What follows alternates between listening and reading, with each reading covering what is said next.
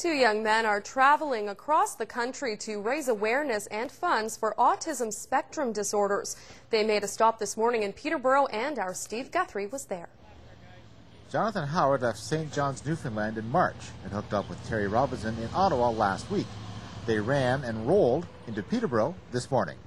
Hello there. Peterborough. Thank you very much. Thank you. I'd like to introduce you to Terry Robinson. Terry, hi. Welcome to Peterborough. Thank you. Nice to meet you. I hope our roads are smooth enough for you. Oh, no problem. The Run the Dream campaign has set out to raise awareness of the needs of adults and children with autism spectrum disorders. Para-Olympian Robinson joined the campaign because of his insight into the needs of those with disabilities.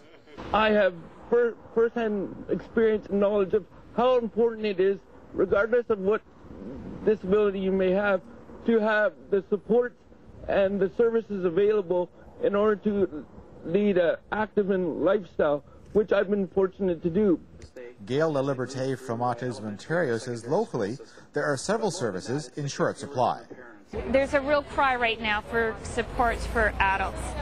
Once they leave the educational system, there's a void there, and to help the adults work within the community, volunteer paid positions, to get involved in any community activities,